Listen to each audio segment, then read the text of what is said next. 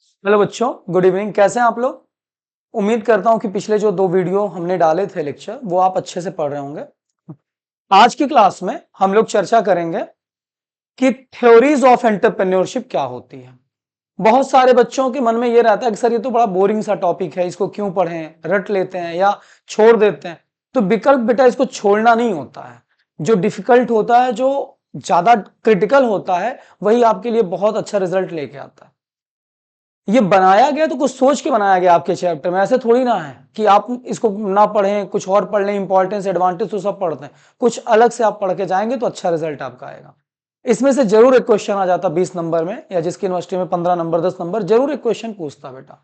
आज की क्लास में हम पढ़ेंगे थ्योरीज ऑफ एंटरप्रेन्योरशिप। क्वेश्चन आता है कि सर थ्योरीज होती क्या है। थ्योरीज का मतलब सिद्धांत होता बच्चों, या प्रिंसिपल ऑफ एंटरप्रेन्योरशिप भी बोल सकते हैं। थ्योरीज का मतलब होता सिद्धांत। अब ये क्या बताना चाहती है?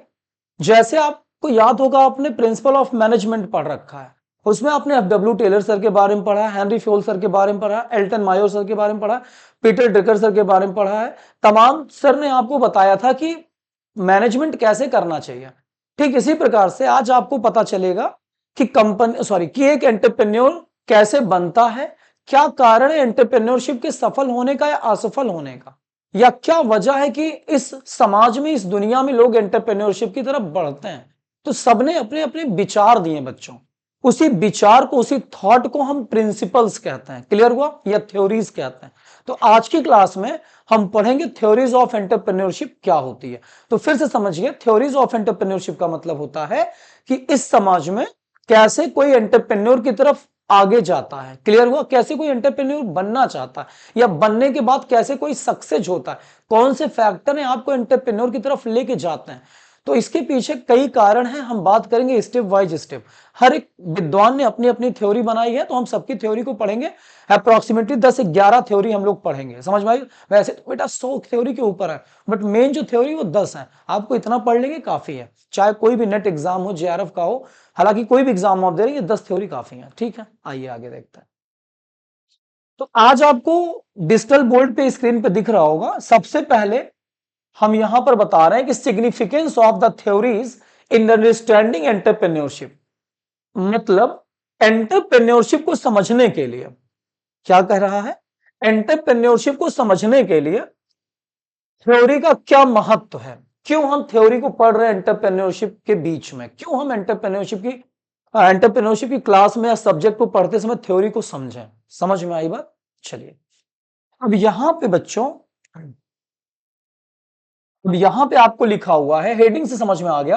पहले हम देख लेते हैं कि क्या महत्व है इस थ्योरी का एंटरप्रेन्योरशिप को समझने के लिए। ठीक है, हमने आपको बता दिया बिना थ्योरी के कोई भी सब्जेक्ट कंप्लीट नहीं होता भाई। सबने अपने इस दुनिया में बड़े बड़े एक्सपर्ट रहे, बड़े बड़े विद्वान रहे, जैसे एडम स्मिथ सर ने, रॉबर्टसन सर ने, कार्ल मार्क्स सर, ये सब इकोनॉमिक्स और स्टैट्स की तरफ जाते हैं। सबने अपनी थ्योरी दी, ऐसे मैनेजमेंट में सबने थ्योरी दी। ठीक, एंटरप्रेन्योरशिप में हम थ्योरी पढ़ रहे हैं। क्लियर? क्या रहा है कि theories of entrepreneurship offer a framework, it is for understanding the complex nature of entrepreneurial activities. कह रहा है कि जो थ्योरी होती है एंटरप्रेन्योरशिप की, ये ऑफर करती है एक फ्रेमवर्क, एक ढांचा आपको ऑफर करती है। ये समझने में हमें आसानी देती है, जटिलताओं को, जो कठिन चीज है एंटरप्रेन्योरशिप की, उसको समझने में हमें आसान बना देती है कि एंटरप्रेन्योर की एक्टिविटीज होती क्या है। फिर कह रहा, this framework help in explaining why certain individual become entrepreneur why some do not. मतलब ये जो थ्योरी फ्रेम किया गया है विद्वानों के द्वारा, ये बताता है कि कुछ लोग एंटरप्रेन्योर क्यों बनते हैं और कुछ नहीं बन पाते हैं। ये थ्योरी पढ़ने के बाद समझ में आएगी। फिर कह रहा है, it also elaborate on the factors that contribute to the success और even failure of any new organizational venture. ये थ्योरी फिर फोकस करती है, एक्सप्लेन करती है, इलेबोरेट करती है कि कैसे जो है, कौन सा फैक्टर आपको सक्सेस बनाता है एंटरप्रेन्योर में, और कौन सा आपको फेल कर देता है। तो कुल मिलाकर के थ्योरी आपको समझ में आ रही है कि ये थ्योरी ये बताएंगी कि क्यों कोई व्यक्ति एंटरप्रेन्योर बनता है, क्यों कोई व्यक्ति एंटरप्रेन्योर बन के फेल हो जाता है, क्या कारण लोग एंटरप्रेन्योर की तरफ जाते हैं। ये थ्योरी, तमाम थ्योरी पढ़ करके हमको समझ में आने वाली है। क्लियर हुआ? कोई डाउट? चलिए आगे देखते हैं इसके अंदर।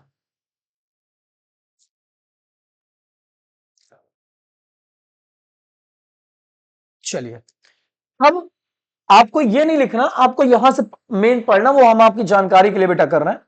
अब यहां लिखा हुआ है by studying these one get to gain insight into the motivation, behaviors and environmental that influence entrepreneurial result। कि इस थ्योरी को पढ़ने के बाद हम अपने अंतर पाएंगे हम कैसे मोटिवेट हुए, या कैसे कोई एंटरप्रेन्योर मोटिवेट होता है, कैसे उनको अंदर से ऊर्जा मिलती है, कैसे बेटा वो प्रभावित होता है एंटरप्रेन्योर की तरफ जाने के लिए। क्लियर हुआ?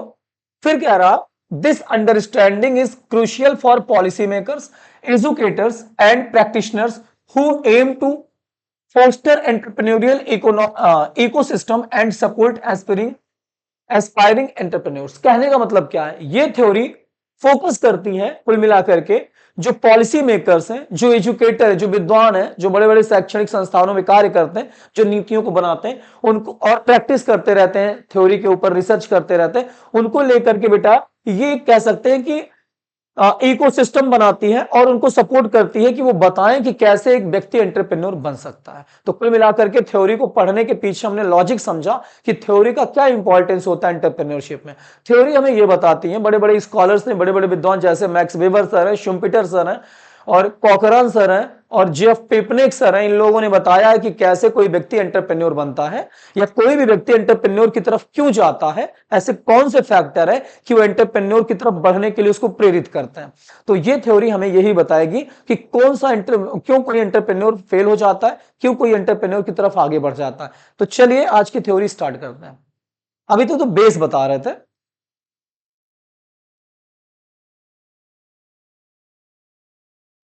चलिए यहां से कहानी स्टार्ट होती है।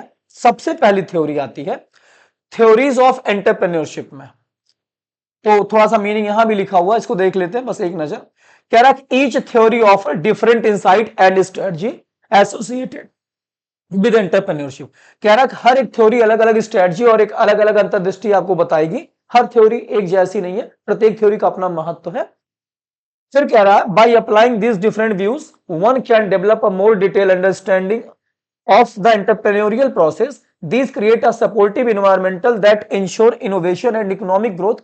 Below are some of the common theories.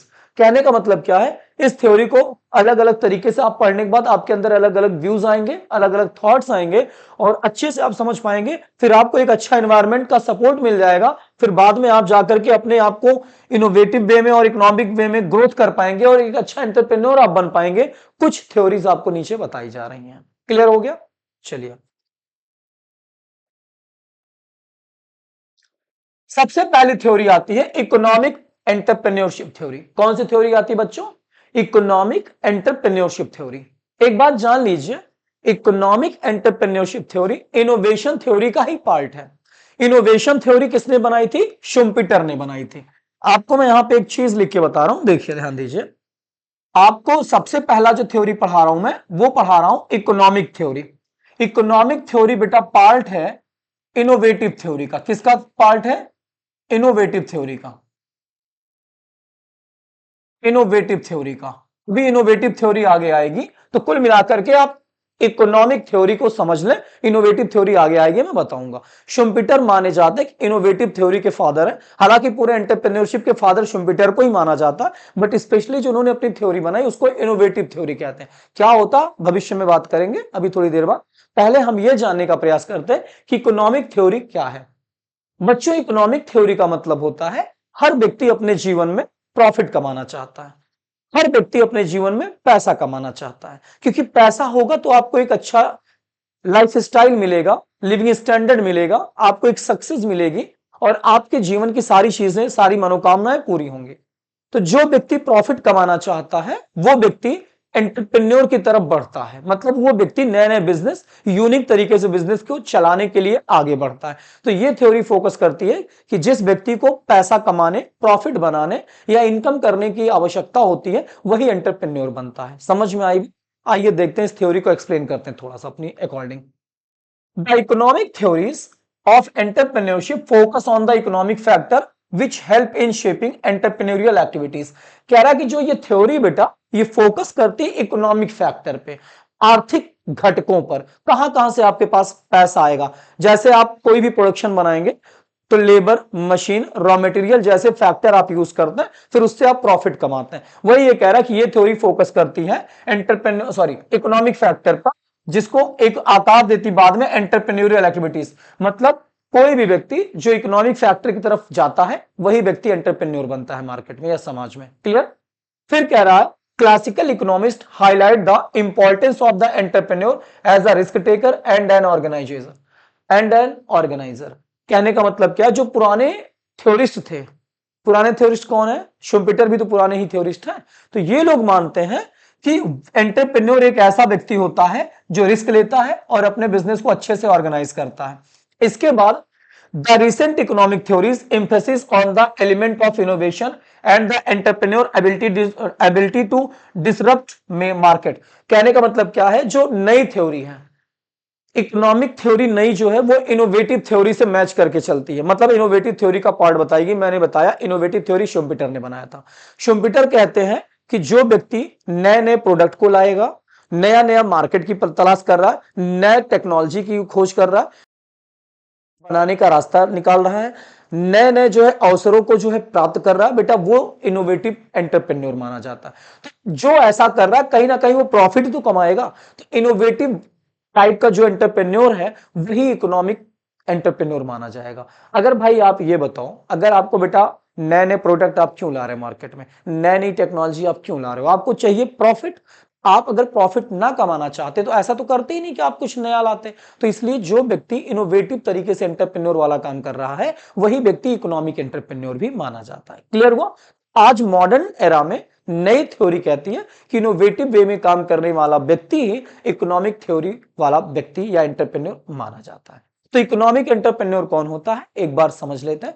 वो व्यक्ति बेटा जो पैसा कमाने की चाहत रखता है और ज्यादा प्रॉफिट कमाने की चाहत रखता है, अपने प्रोडक्ट को नए तरीके से नए प्रोडक्ट को मार्केट में लाता है, नए प्रोडक्ट की खोज करता है, मार्केट में नए नई अपॉर्चुनिटी को खोज करता है बिजनेस करने का, नए नए विकल्प लाता है बिजनेस को आगे ले जाने का, नई नई टेक्नोलॉजी, एडवांस टेक्नोलॉजी को यूज करता बेटा, वही व्यक्ति इनोवेटिव एंटरप्रेन्योर है। और वही व्यक्ति जो इनकम करता है वो इकोनॉमिक पर्पज से करता है, इसलिए वो इकोनॉमिक एंटरप्रेन्योर भी कहलाता है। क्लियर हो गया, समझ में आ गया। देख लीजिए फिर कह रहा है this can be done by introducing newer product. देखो वही बता रहा है कि जो व्यक्ति इनोवेटिव तरीके से काम करेगा वही इकोनॉमिक एंटरप्रेन्योर कहलाएगा, क्योंकि वो प्रॉफिट कमाने के लिए ये सब कर रहा। इसके साथ साथ this can be done by introducing newer product and process. मतलब इनोवेटिव थ्योरी डन मतलब कैसे मानी जाती है कि नए नए प्रोडक्ट को इंट्रोड्यूस कर रही है और नए नई प्रक्रियाओं को इंट्रोड्यूस कर रही है काम करने की। शुम्पिटर्स कॉन्सेप्ट, देखो ये शुम्पिटर का ही कॉन्सेप्ट है। Schumpeter's concept of creative destruction, रचनात्मक विनाश, shows how entrepreneurial innovation can lead to economic growth.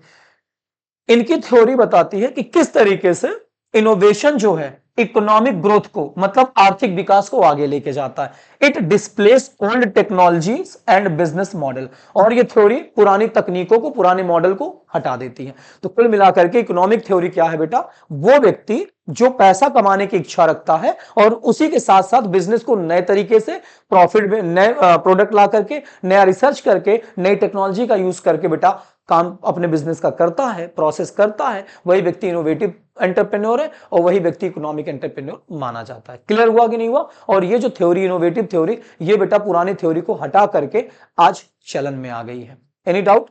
तो कुल मिलाकर के आपको एक बार देख लेना चाहिए। कोई डाउट हो तो आप कमेंट में जरूर पूछें। दोबारा बता दूं, हर व्यक्ति की चाहत होती है ज्यादा प्रॉफिट करना, और ज्यादा प्रॉफिट करने के लिए अच्छे बिजनेस, अच्छे प्रोडक्ट, नए मार्केट की खोज हर व्यक्ति हमेशा करता है। इसलिए इनोवेटिव थ्योरी का ही ये पार्ट माना जाता है। कोई डाउट। चलिए देख लिया आप लोगों ने, स्क्रीनशॉट लेकर के आप लिख सकते हैं। अब हम आगे बढ़ेंगे, अगली थ्योरी पे बात करेंगे। ओके, पहली थ्योरी बी शुम्पिटर से रिलेटेड थी, दूसरी मैक्स वेबर से है। किससे रिलेटेड है, फादर है मैक्स वेबर। आइए देखते हैं दूसरी थ्योरी बेटा मैक्स वेबर है। क्या है मैक्स वेबर की थ्योरी, देखते हैं।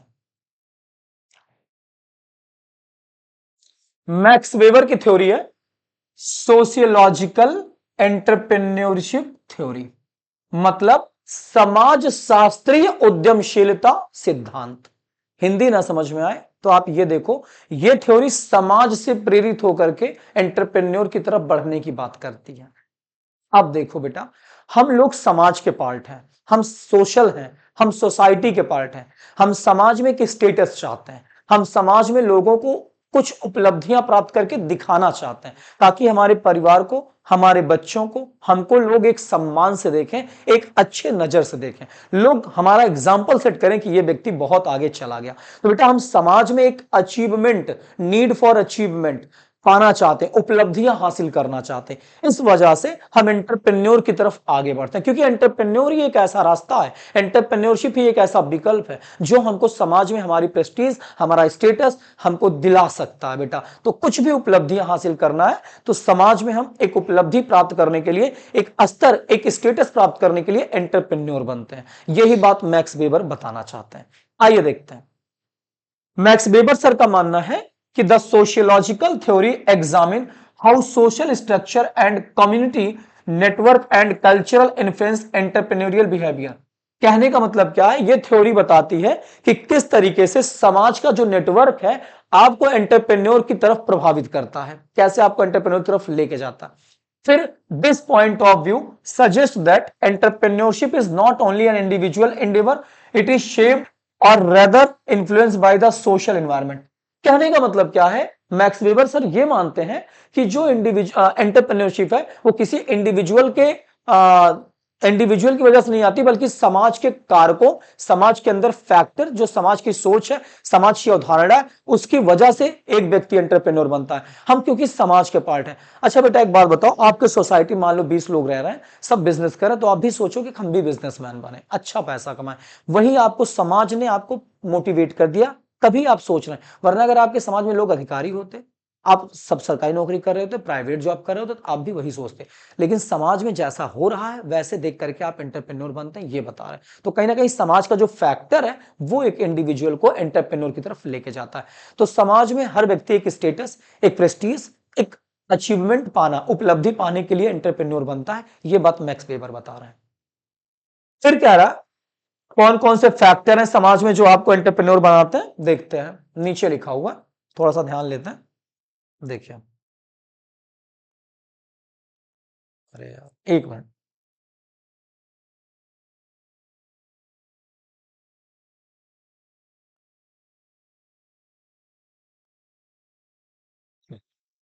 यहां देख लेते हैं। लिखा हुआ है factors like family background, social status and community support significantly impact an individuals livelihood of becoming an entrepreneur.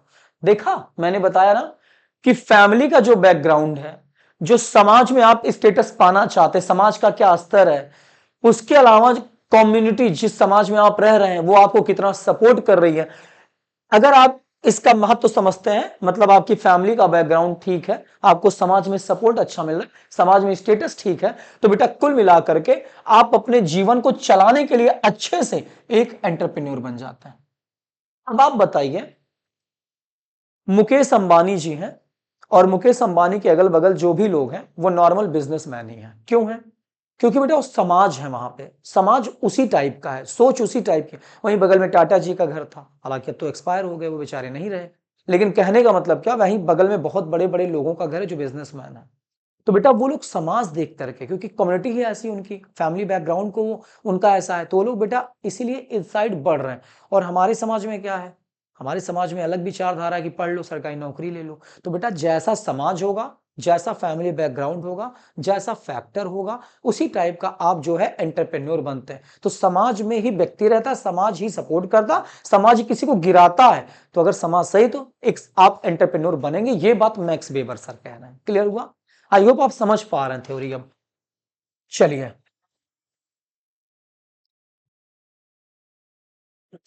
अगला आता है एंटरप्रेन्योरशिप इनोवेशन थ्योरी। अगली थ्योरी कौन सी है? Entrepreneurship innovation theory. बताया ना कि शुम्पिटर सर ने ही इसको बताया। इनोवेशन थ्योरी क्या है, सुनो। मान लो मैं हिमांशु सर, मेरे अंदर कुछ नया सोचने, नया करने की कैपेसिटी है। मैं चाहता हूं कि समाज में कुछ नए प्रोडक्ट लाऊं। जैसे व्हाइट बोर्ड था, मैंने सोचा कुछ ऐसा कर दूं कि लोगों का पीडीएफ सेव हो जाए, लोग अच्छे से समझा ले, पीपीटी बना के काम कर ले, ज्यादा हार्ड वर्क ना करना पड़े। तो डिजिटल बोर्ड मान लो मेरी कंपनी ने बनाने के बारे में सोचा है, मैंने सोचा, फिर मैं डिजिटल बोर्ड बनाने के लिए नई टेक्नोलॉजी का यूज कर रहा हूं, नए मेथड को यूज कर रहा हूं, मार्केट को ढूंढ रहा हूं कि किस मार्केट में टेक्नोलॉजी को मैं बेचूंगा। क्लियर हुआ कि नहीं हुआ? तो बेटा जो व्यक्ति इनोवेटिव होता है, नई नई सोच रखता है, वही व्यक्ति एंटरप्रेन्योर बनता है, और ऐसा करने से वही प्रॉफिट भी कमाता है। तो ये बात economic theory and innovative theory एक जैसी हो गई। इसलिए शुम्पीटर ने दोनों में अपना रोल प्ले किया है। इकोनॉमिक थ्योरी भी उन्हीं की है और इनोवेटिव थ्योरी भी उन्हीं की है। आइए इसको पढ़ लेते हैं। क्या कहना चाहती है theory? Innovation theory is primarily associated with Joseph Schumpeter. कुल मिलाकर के इनोवेशन थ्योरी जोसेफ शुम्पीटर ने जो है बनाया हुआ है। फिर it shares that entrepreneurship is fundamentally based on innovation. मैंने क्या बताया? इन्होंने बताया कि एंटरप्रेन्योरशिप टोटली जो आधार होता है, आधारित होती है, निर्भर होती है, वो इनोवेशन पे होती है। अगर आप इनोवेटिव हैं, नया कर सकते हैं, नई सोच रखते हैं, तो आप एंटरप्रेन्योरशिप बनेंगे अकॉर्डिंग टू शुम्पीटर, वरना नहीं बनेंगे। जबकि मैक्स वेबर समाज को लेकर बात करते हैं, समाज जैसा होगा वैसे आप एंटरप्रेन्योर बनेंगे। क्लियर हो गई? फिर entrepreneurs drive economic development by creating new product and process.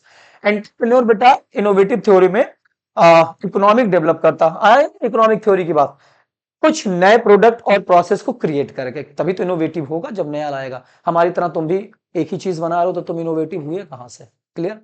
फिर कह रहा this also include various businesses model that has the ability to disrupt existing market.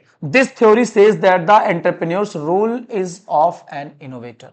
कुल मिलाकर के ये थ्योरी नए नए बिजनेस मॉडल, नए नए तरीके से मार्केट में लोगों को एग्जिस्ट कराती है। ये थ्योरी आपको इनोवेटर थ्योरी के नाम से भी जानी जाती है, एंटरप्रेन्योर को इनोवेटर बनाती है। तो कुल मिलाकर के जो एंटरप्रेन्योर क्रिएटिव होगा, नए नए प्रोडक्ट के बारे में सोचना जानता होगा, मार्केट में नई अपॉर्चुनिटी को ढूंढना जानता होगा, नई टेक्नोलॉजी का यूज करना जानता होगा, वही व्यक्ति एंटरप्रेन्योर होता है, और उसी की सोच से इकोनॉमिक ग्रोथ होता है। समझ में आ गई बात? चलिए आगे बढ़ते हैं, नई लाइन पे देखते हैं कि क्या फोकस करनी चाहती थ्योरी है।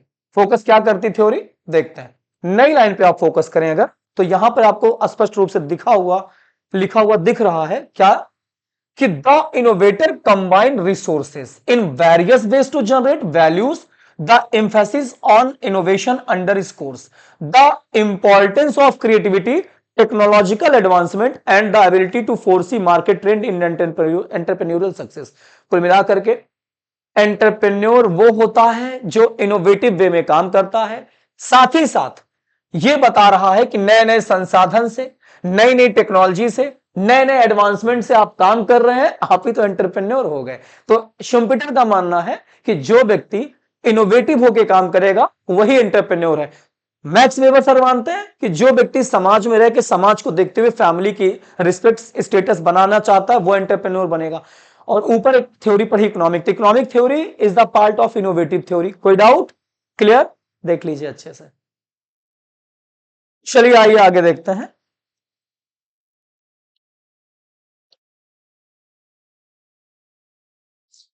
अच्छा, कुछ बच्चों को लग रहा है सर ये थ्योरी कैसे मिली, कहां से मिली? क्वेश्चन ये आता बेटा, ये जो बड़े बड़े स्कॉलर इनकी अपनी किताबें होती हैं, अब आपको और पढ़ना है, रिसर्च ही कर डालना है, दुनिया में सबसे बड़ा एंटरप्रेन्योर का नॉलेज रखना है, तो आप किताब मंगा लीजिएगा ऑनलाइन।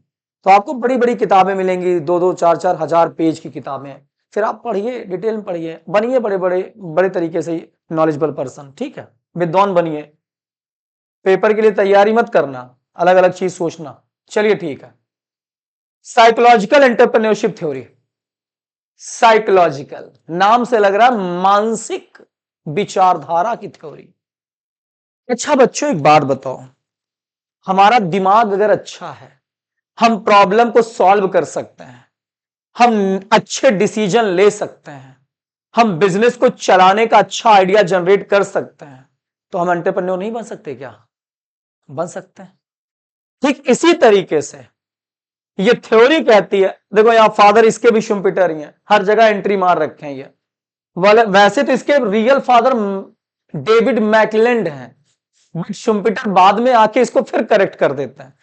क्यों सर शुम्पिटर बार बार क्यों आ रहे हैं? क्योंकि शुम्पिटर बेटा माने जाते हैं एंटरप्रेन्योर के फादर थे, तो जहां उन्होंने अपने हिसाब से कमियां देखी उसको सुधारा। लेकिन बड़े बड़े विद्वानों की आदत होती है ना, कुछ विद्वानों के उसमें एरर को ये करना वो करना, ये इस टाइप के व्यक्ति थे। तो मैं हालांकि बुराई नहीं करता, भगवान इनकी आत्मा को शांति दे, अब तो ये दुनिया में है नहीं, लेकिन याद रखिएगा कि ये फादर है एंटरप्रेन्योरशिप के, इसलिए ये यहां पे भी एंट्री मारते हैं। और ये थ्योरी वाकई में डेविड मैकलेंड ने बनाई, स्पेलिंग आप देख सकते हैं इंटरनेट पे, आपने पढ़ा भी होगा। चलिए, फादर है शुम्पिटर। ये थ्योरी क्या कहती है? साइकोलॉजिकल थ्योरी है। ये थ्योरी फोकस करती है मतलब मानसिकता के ऊपर, जिसकी मानसिकता जैसी होगी वो उस टाइप का एंटरप्रेन्योर बनता है। अगर आप प्रॉब्लम सॉल्व करने की स्किल रखते हैं, अच्छा डिसीजन आप ले सकते हैं, अच्छी सोच आपके पास है, तो आप एक अच्छा एंटरप्रेन्योर बनते हैं। ये डेविड मैकलेंड ने बताया था, बाद में शुम्पिटर जी ने भी अपना इसमें रोल प्ले कर दिया। क्या लिखा इन्होंने? The psychological theories focus on the individual characteristics and mental process. ये थ्योरी किसी व्यक्ति की विशेषताओं, चरित्र को फोकस करती है और आपके मानसिक प्रक्रिया पे भी फोकस करती है। कितना तेजी से आप सोच पाते हैं, क्या एबिलिटी है डिसीजन लेने की, कैसे आप जज कर पाते हैं किसी चीज को, समझ में आई बात? कैसे प्रॉब्लम सॉल्व कर पाते हैं, तभी तो आप एक एंटरप्रेन्योर बनेंगे। फिर according to this theory, these factors drive entrepreneurial behavior. There are certain key traits associated with successful entrepreneur. कहने का मतलब क्या है? इस थ्योरी के अनुसार कुछ फैक्टर होते हैं जो एंटरप्रेन्योर के व्यवहारों में आते हैं, और व्यवहार दिमाग से होता है। उसके अलावा कह रहा है यहां पर कुछ की ट्रेड्स हैं, कुछ की विशेषताएं, कुछ मुख्य विशेषताएं। ट्रेड मतलब चरित्र होता, विशेषताएं होती हैं, क्वालिटीज होती हैं। कुछ क्वालिटीज हैं जो संबंध रखती हैं आपको सक्सेसफुल एंटरप्रेन्योर बनाने में। मतलब अगर आपके अंदर प्रॉब्लम सॉल्व करने की स्किल है, बढ़िया लीडरशिप स्टाइल है, अच्छा मैनेजमेंट आप कर पाते हैं, जजमेंट अच्छा कर पाते हैं, तो आपके अंदर ये क्वालिटीज हैं जो आपको एक एंटरप्रेन्योर बनाती हैं इस थ्योरी के अनुसार। क्लियर? फिर these include a high need of achievement. ये थ्योरी बेटा बड़ी बड़ी उपलब्धियों को प्राप्त कराता है और इसमें यह थ्योरी में शामिल है। ठीक है, जब आपकी मानसिकता अच्छी रहेगी, आपकी सोच अच्छी रहेगी, आप सब कुछ अच्छा कर रहे हैं, क्वालिटी अच्छी है, तो आप हाई अचीवमेंट अपने जिंदगी में कर सकते हैं, बड़ी बड़ी उपलब्धि प्राप्त कर सकते हैं। कह रहा है इंटरनल लूकस ऑफ कंट्रोल, और आप आंतरिक नियंत्रण कर सकते हैं अपने आप को। जैसे होता नहीं बहकावे में आ रहे हैं, दिमाग आपका इधर जा रहा है वहां जा रहा है, जब आप मेंटल स्टेटस आपका सही होगा तो आप खुद को कंट्रोल कर पाएंगे, फालतू नहीं बहकेंगे, आप एक ही दिशा में काम करेंगे, अच्छे एंटरप्रेन्योर की तरफ।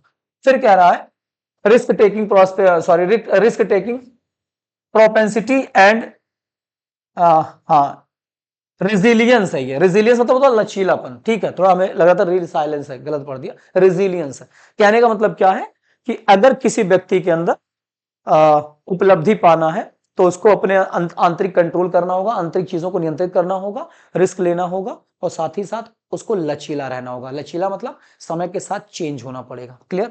तो ये थ्योरी फोकस करती है आपकी मेंटल स्टेटस पर। अगर आपका मेंटल स्टेटस अच्छा है तो आप एक एंटरप्रेन्योर बन सकते हैं। मेंटल स्टेटस में क्या आता है? आपकी क्वालिटीज आती हैं, जैसे आप कैसा सोचते हैं, आप कैसे लोगों के साथ बिहेव करते हैं, कैसे आप जो है आपकी पर्सनालिटी है, कैसे आप लोगों को कम्युनिकेट करते हैं, कैसे आप प्रॉब्लम सॉल्व करते हैं, कैसे आप डिसीजन लेते हैं। अगर आपके अंदर ये सब अच्छे तरीके से हैं तो आप एक एंटरप्रेन्योर बनेंगे, आपको कोई रोक नहीं सकता है।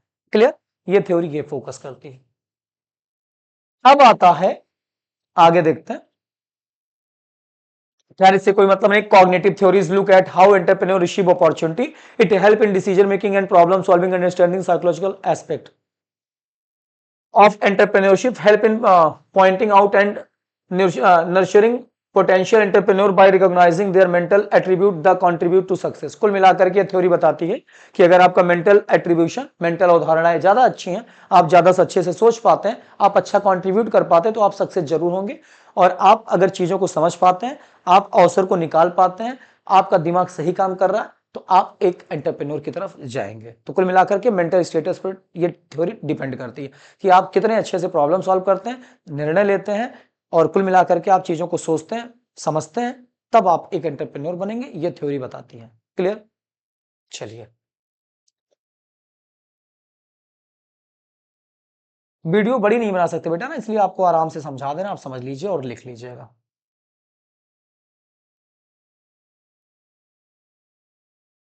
अगली आती है कल्चरल थ्योरी। कौन सी थ्योरी बेटा? Cultural theory. कल्चरल थ्योरी का मतलब है, इसके फादर हैं थॉमस चाइल्ड कॉकरन।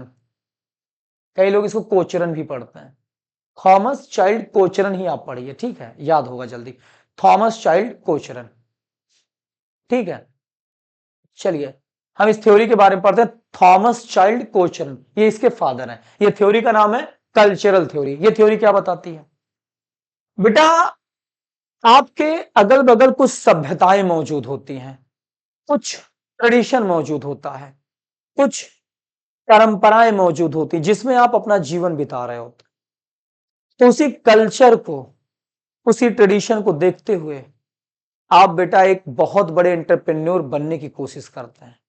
आप चाहते हैं कि आपका जो परंपरा है, कल्चर है, सभ्यता है, संस्कृति है, इसको आप बचाए रखें ताकि आने वाली जनरेशन भी इसको देख सके और समझ सके।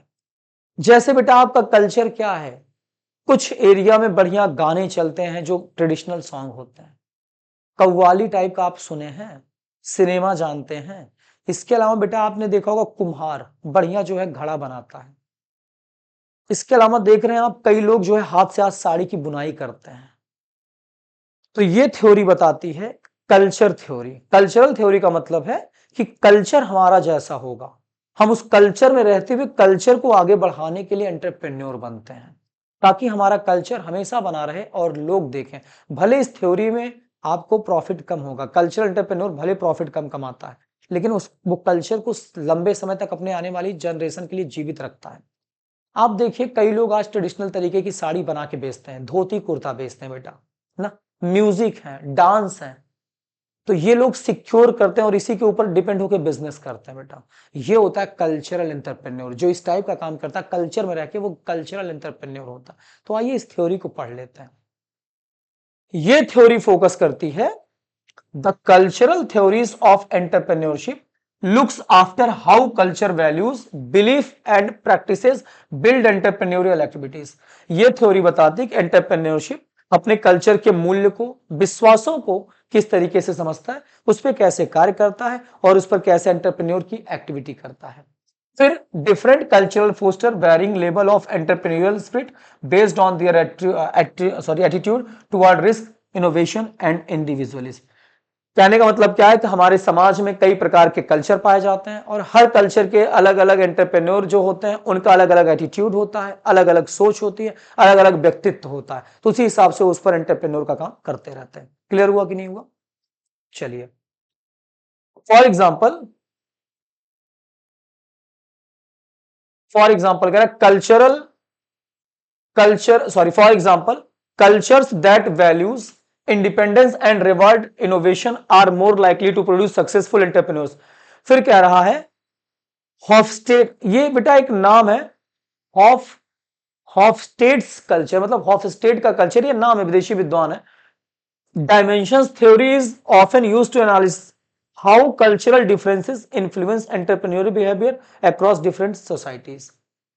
बेटा वही कहना चाहते हैं कि अलग अलग समाज में अलग अलग कल्चर होता है और अलग अलग कल्चर से अलग अलग तरीके से एंटरप्रेन्योर प्रभावित होते हैं, मोटिवेट होते हैं और वो अपने कल्चर को बचाने के लिए कल्चर को ही रास्ता बना लेते हैं बिजनेस का, और उसी कल्चर को बचाने के लिए कल्चर पे ही बिजनेस करने लगते हैं। जैसे कोई साड़ी का काम कर रहा है, पुरानी साड़ी का काम कर रहा है, कोई पुराने तरीके से प्रोडक्ट बना रहा है, कोई पुराने तरीके के जो गाने हैं संजो के रखना चाहता है, जैसे उसको उस पर काम कर रहा है।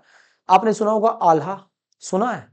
आला हमारा ट्रेडिशनल चीज है, कल्चरल चीज था। तो बेटा आज उस पर लोग कैसेट्स बनाते हैं, उस पर बिजनेस करते हैं। तो एंटरप्रेन्योर है कल्चरल टाइप के, क्योंकि वो अपने कल्चर को बचा के रखना चाहते हैं। तो जो कल्चर को देखते हुए अपने बिजनेस को आगे लेके जाता है, कल्चर पे ही डिपेंड होकर बिजनेस करता है, अपने ट्रेडिशन को ही आगे लेके जाता है, बेटा वो कल्चरल एंटरप्रेन्योर है। ये थ्योरी कहती है।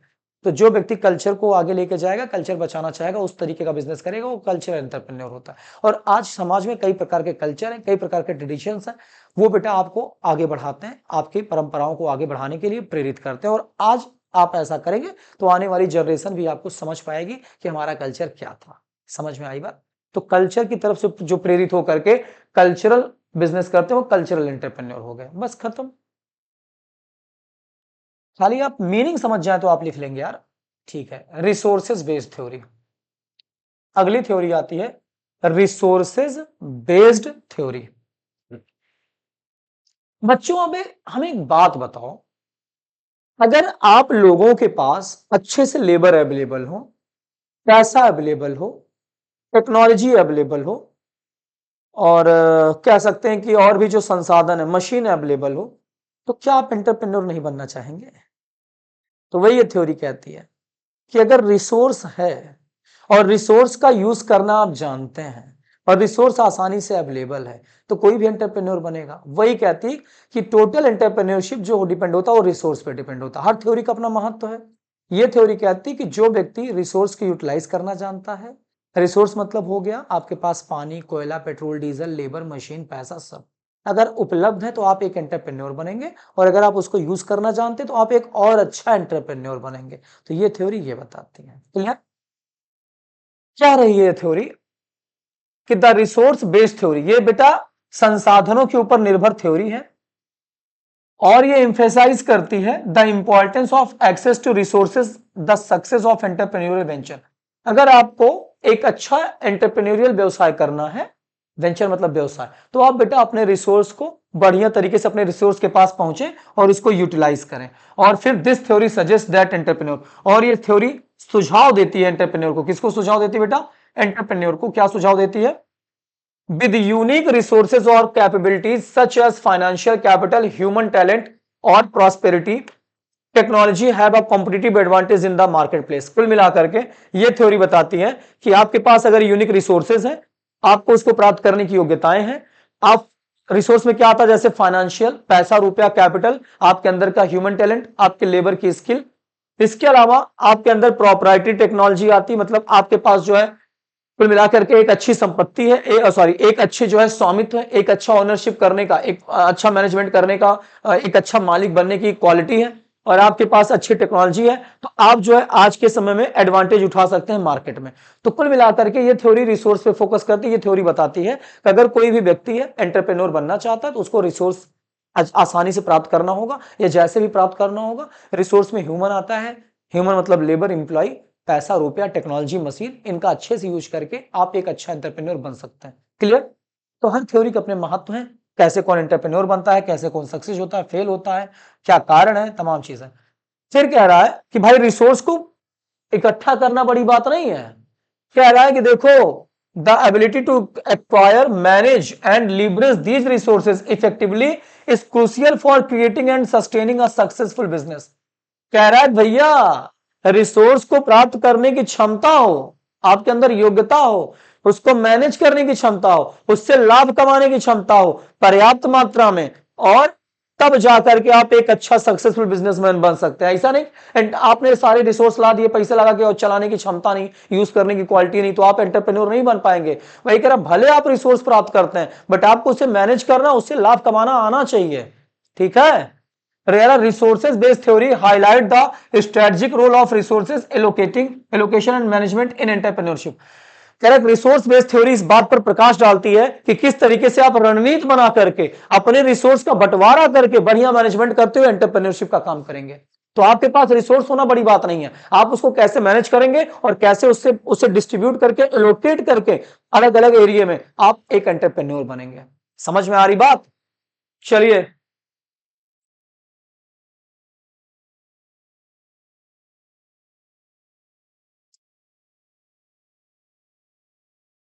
एक मिनट।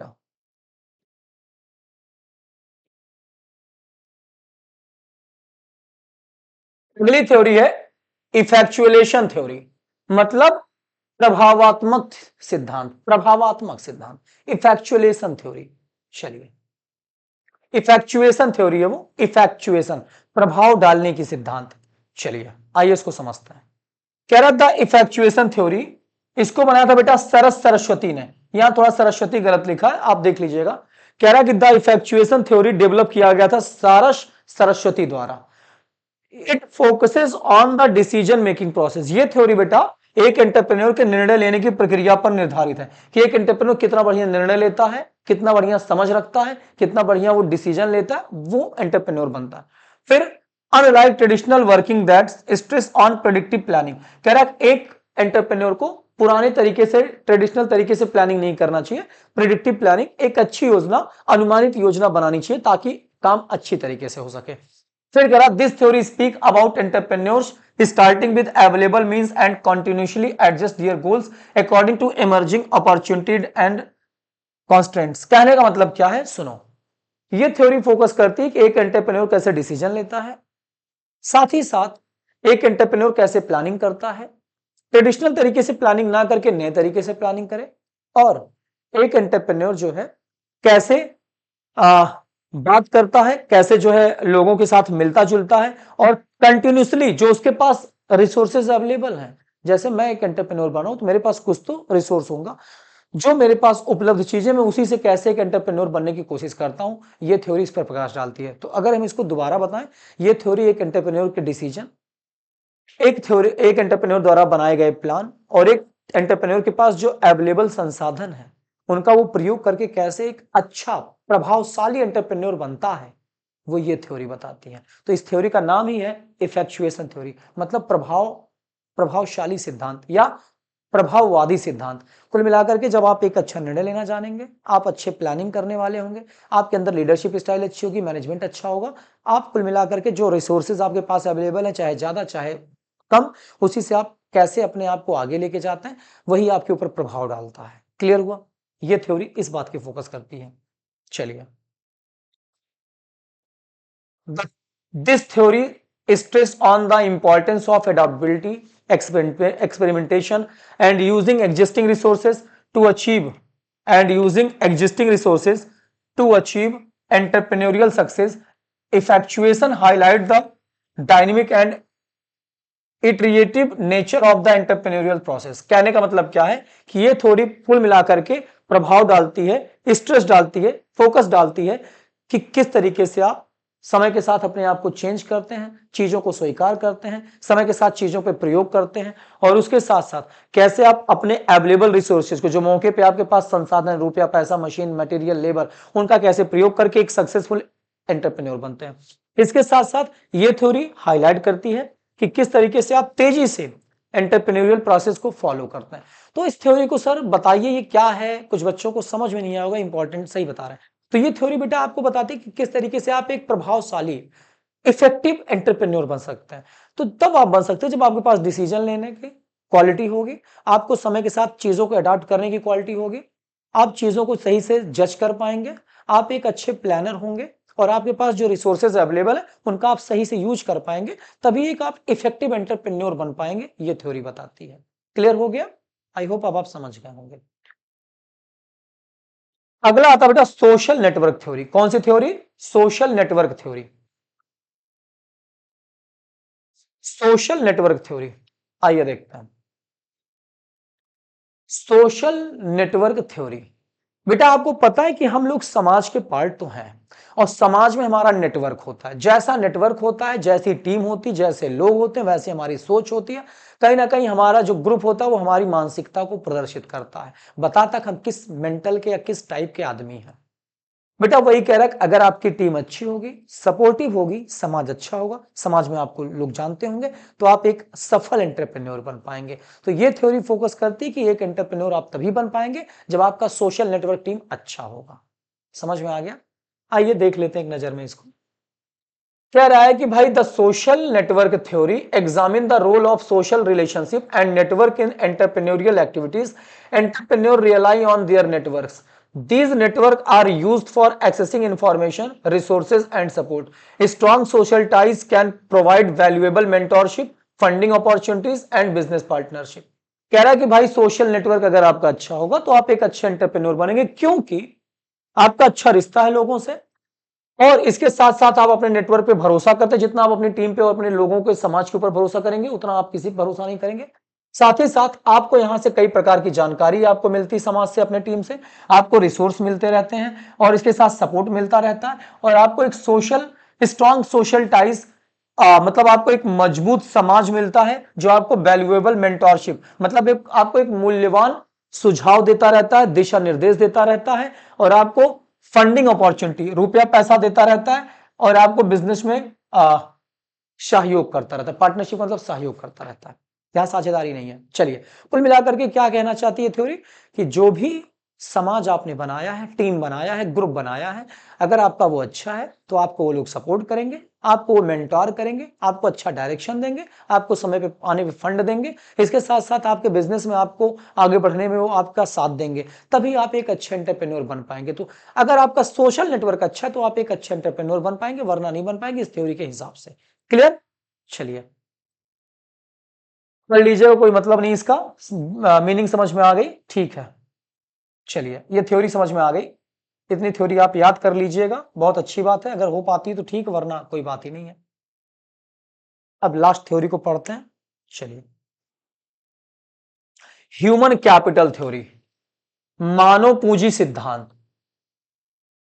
बच्चों एक बात और बताइए, थकान लग जाती है यार, सुबह से पढ़ा रहे हैं, 8 बजे से क्लास चल रही है, अब 8 बज रहा होगा, 8:30 जब क्लास हम रिकॉर्ड कर रहे हैं, शाम हो गई है, लगभग 12-14 घंटे क्लास, मान लो 1-2 घंटे ब्रेक, 10 घंटे क्लास। तो आप लोगों को चाहिए गुरुदक्षिणा में वही सपोर्ट, समझ रहे हैं ना? आप कहेंगे सर डेली कहते हैं, क्यों ना कहें, आप लोग नहीं करेंगे तो कौन करेगा? तो आप लोगों को जो प्रॉब्लम हो कमेंट करें, जो टॉपिक पे बनाना वो भी बताएं, साथ ही साथ आप लोग हमें सपोर्ट जरूर करें, सब्सक्राइब करके, लाइक करके, शेयर करके और पढ़ करके। सब कुछ कर दिया, पढ़ा ही नहीं तो कोई मतलब नहीं है मेरा, फिर पढ़िए। आइए देखते हैं ह्यूमन कैपिटल थ्योरी। बेटा एक बात बताओ, मानव पूंजी क्या होता है? आप जिस कंपनी में काम कर रहे हैं, आपके जो लेबर या एम्प्लॉय हैं, उनके अंदर एक अच्छी स्किल होनी चाहिए, एक अच्छा टैलेंट होना चाहिए, उनके अंदर काम करने की उत्तेजना होनी चाहिए, काम करने की शक्ति होनी चाहिए। उनको आप ट्रेनिंग देकर के और आगे लेके जाएं, उनका मनोबल बढ़ाएं, मोटिवेट करें, यही तो आपको एक अच्छा एंटरप्रेन्योर बनाएंगे, और कौन बनाएगा? तो वही कह रहा कि आपके मानव जो है पूंजी है, उनका आप रिस्पेक्ट करिए, उनको ट्रेनिंग दीजिए, उनके अंदर स्किल को लेके आइए, उनके अंदर एबिलिटी को लेके आइए, उनके अंदर पर्सनालिटी को डेवलप करिए, उनके अंदर एनवायरनमेंट को समझने की शक्ति लेके आइए, तब आपका वो सपोर्ट करेंगे और आप एक एंटरप्रेन्योर बन जाएंगे। क्लियर हुआ? चलिए, कह रहा है कि the human capital theory focuses on the importance of individual skill. ये थ्योरी फोकस करती है कि हर व्यक्ति की योग्यता क्या है, हर व्यक्ति की अपनी योग्यता क्या है, हर व्यक्ति की अपनी योग्यता क्या है, इसके बाद नॉलेज क्या है, एक्सपीरियंस क्या है, तब जाके आप एक अच्छा एंटरप्रेन्योरशिप चला पाएंगे। क्योंकि एंटरप्रेन्योरशिप मतलब बिजनेस, और बिजनेस में सब लोग मिलकर काम करते हैं, और सब व्यक्ति की स्किल, एबिलिटी और नॉलेज होना जरूरी होता है। और नहीं है तो ट्रेनिंग दीजिए उनको, तब आपका एक अच्छा एंटरप्रेन्योरशिप आगे बढ़ेगा और अच्छा जाएगा। जिस बिजनेस में लोग सपोर्टिव होते हैं, मोटिवेटेड होते हैं, अच्छे ट्रेनिंग लेकर के आए होते हैं, क्वालिफिकेटेड होते हैं या एजुकेटेड होते हैं या कुल मिलाकर के स्किल वाले होते हैं बेटा, तो आपको एंटरप्रेन्योरशिप अच्छा बनाने से कोई रोक नहीं सकता है। तो वही ये थ्योरी कहती है कि अगर आपके मानो, अगर आपका ह्यूमन कैपिटल अच्छा है, ह्यूमन कैपिटल मतलब क्या होता है कि मानो एक पूंजी है, ह्यूमन रिसोर्स होता है, अगर उसके अंदर स्किल है, नॉलेज है, एक्सपीरियंस है, तो आपका एक अच्छा एंटरप्रेन्योरशिप हो सकता है। साथ ही साथ entrepreneur with higher level of education, industry experience and specific competencies are more likely to identify and exploit business opportunity successfully. कुल मिलाकर के कहना चाहता है एक एंटरप्रेन्योर जो एंटरप्रेन्योरशिप को चला रहा है, अगर उसके अंदर एक अच्छा एजुकेशन है, वह इंडस्ट्री के, वो उद्योग बिजनेस को चलाने का अनुभव रखता है, और वो स्पेसिफिक कॉम्पिटेंसीज, कुल मिलाकर के एक विशेष तरीके से जो है प्रतिस्पर्धा करना जानता है, और वो समय के साथ अवसरों को पहचानना जानता है, तो एक अच्छा एंटरप्रेन्योर भी बन पाएगा। मान लीजिए मैं बहुत पढ़ा लिखा हूं, लेकिन मेरे अंदर कोई ज्ञान नहीं है या मेरे अंदर कोई अनुभव नहीं है, मैं यह समझ नहीं पा रहा हूं मार्केट में कैसे कोई बिजनेस करूं, तो मैं एक एंटरप्रेन्योर नहीं बन पाऊंगा। तो कुल मिलाकर के मेरे अंदर स्किल होना चाहिए, मेरे साथ काम करने वाले लोगों के अंदर स्किल होना चाहिए, तब जाकर बेटा मैं एक अच्छा एंटरप्रेन्योर बना पाऊंगा या एंटरप्रेन्योरशिप बना पाऊंगा। यही थ्योरी कहलाती है ह्यूमन कैपिटल थ्योरी। मतलब मानो एक संसाधन है और उसको संसाधन की तरह प्रयोग करो, तब तक कोई एक अच्छा संसाधन नहीं माना जाएगा जब तक उसके अंदर एक स्किल नहीं होगी, योग्यता नहीं होगी। क्लियर?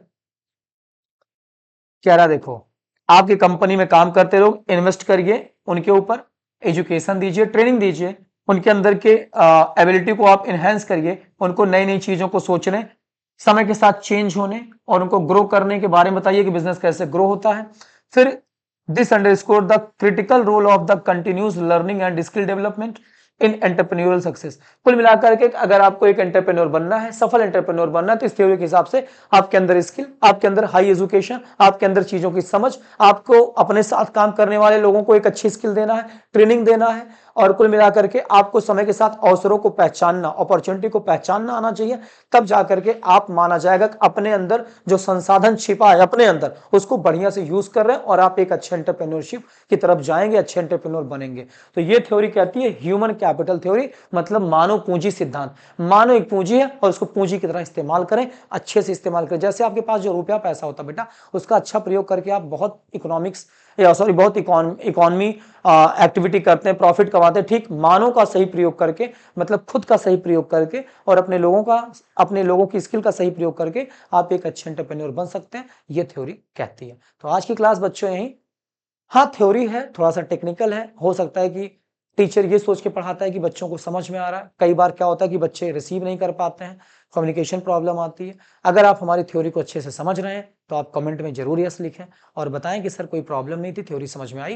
क्योंकि बेटा मैंने लगभग, मुझे याद नहीं, 40-42 मिनट की वीडियो बनी होगी एग्जैक्टली, जहां तक मुझे पता नहीं है। तो कुल मिलाकर के मैं नहीं चाहता था कि इसके और भी पार्ट बने, इतने में ही आपके लिए काफी है। चाहे आप जो भी एग्जाम दे रहे हैं, एमबीए से लेकर के आप कोई भी एग्जाम कॉमर्स में दे रहे हैं, तो बेटा आपके लिए मोर देन सफिशिएंट है। थैंक यू बच्चों, जहां कोई प्रॉब्लम होगी आप कमेंट करें, जरूर सब्सक्राइब और लाइक करें।